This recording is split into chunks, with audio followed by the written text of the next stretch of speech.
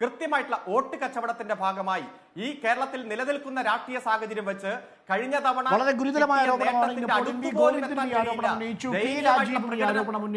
എന്നോടൊപ്പം രാവിലെ സംസാരിച്ച എ വിജയരാഘവനും ഇത്തരത്തിൽ ഒരു കൂട്ടുകച്ചവടത്തിന്റെ സാധ്യതയെക്കുറിച്ചാണ് സൂചിപ്പിച്ചത്. പി ആർ ശിവശങ്കർ നമുക്കൊപ്പമുണ്ട്. പി ആർ ശിവശങ്കർ, യഥാർത്ഥത്തിൽ പണ്ട് 1990കളിൽ ബേപ്പൂരിലും വടകരയിലും കണ്ട കോലീബി മറ്റൊരു വേഷത്തിൽ അവതരിക്കുകയാണോ 2024 ലോക്സഭാ തെരഞ്ഞെടുപ്പിൽ?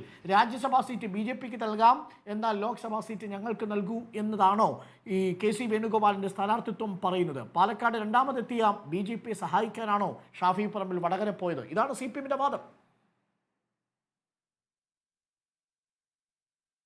അരുൺ, ഡോക്ടർ അരുൺ, അഡ്വക്കേറ്റ് അരുൺ പറഞ്ഞ വാദമുഖങ്ങൾ അംഗീകരിച്ചാൽ തന്നെ തിരഞ്ഞെടുപ്പിന് മുൻപ് തന്നെ CPM 2 സീറ്റിലെങ്കിലും തോൽവി സമ്മതിച്ചു.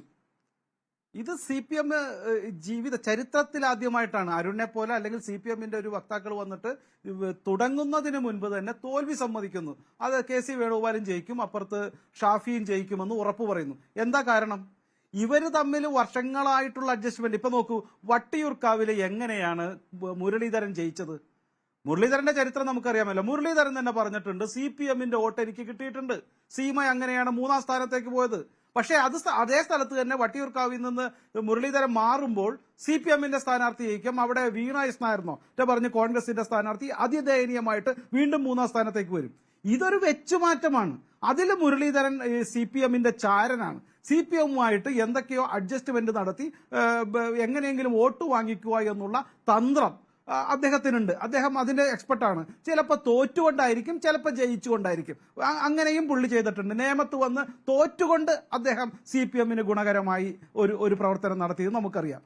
ഇവിടെ നോക്ക്, ഇവിടെ കൃത്യമായിട്ട് ശൈലജ ടീച്ചറിനെ തോപ്പിക്കുവാനായിട്ട് ഇവര് ഷാഫി അങ്ങോട്ട് വരുന്നു. എന്നിട്ട് ഒരു പ്രത്യേക സമുദായത്തിന്റെ വോട്ട് മേടിച്ച് അവിടെ ഷാഫിയെ ജയിപ്പിക്കുന്നു. അപ്പം ഇവിടുത്തെ CPMന്റെ ഇവിടുത്തെ ഒരു പ്രധാനപ്പെട്ട നേതാവിന് സമാധാനമായി തന്നേക്കാൾ വോട്ട് കൂടുതൽ നേടിയ ഒരു വനിതാ നേതാവിനെ പൂർണ്ണമായി തീർത്തു കളഞ്ഞു, തോപ്പിച്ചു കളഞ്ഞു എന്നുള്ളത് കൊണ്ട് രാഷ്ട്രീയമായി അവരെ അവസാനിപ്പിക്കാം.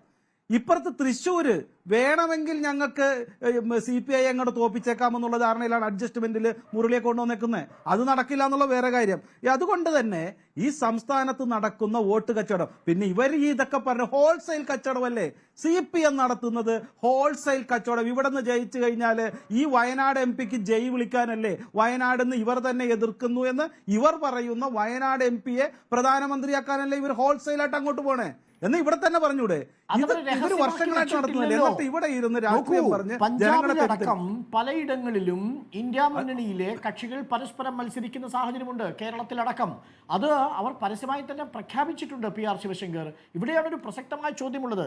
നിങ്ങളിപ്പോൾ ഈ പത്മജിയെ പോലെയുള്ള ആൾക്കാരെ ഇപ്പോൾ നിങ്ങളുടെ UDFന്റെ BJP പട്ടിക പുറത്തു വരുമ്പോൾ അതിൽ 4 പേരും UDF ഒരു കാലഘട്ടത്തിൽ അവരെ ഒന്നുകിൽ VC-മാരായിട്ടോ അതല്ലെങ്കിൽ സ്ഥാനാർത്ഥികളായിട്ടോ ഒക്കെ പരിശോധിച്ച് പരാജയപ്പെട്ട ആളുകളെയാണ് നിങ്ങളുടെ ലിസ്റ്റിൽ ഉൾപ്പെടുത്തുന്നത്. അതായത് UDF പരീക്ഷിച്ച് പരാജയപ്പെട്ട സടകൊഴിഞ്ഞ സിംഹങ്ങളെ നിങ്ങളുടെ ലിസ്റ്റിൽ ഉൾപ്പെടുത്തിയാണ് ഈ തെരഞ്ഞെടുപ്പ് പട്ടിക പുറത്തുവിട്ടിരിക്കുന്നത്. BJPക്ക് ഈ സംസ്ഥാനത്ത് UDFൽ നിന്ന് വരുന്ന ഈ പഴഞ്ചൻ കുതിരകളെ അല്ലാതെ മറ്റാരെയും കിട്ടിയിട്ടില്ല എന്ന ചോദ്യവും പ്രസക്തമാണ്.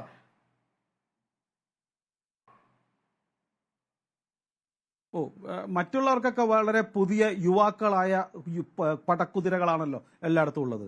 ഞാൻ ഏത് സ്ഥാനാർത്ഥിയാണ് BJPയുടെ ഇത്തരത്തിലുള്ള ഒരു കഴിവില്ലാത്ത ആളുകൾ? ഏത് സ്ഥാനാർത്ഥിയുള്ളത്? CPMന്റെ ഒക്കെ വളരെ യുവ താരങ്ങളും ഇവരും തോറ്റിട്ടുണ്ട്.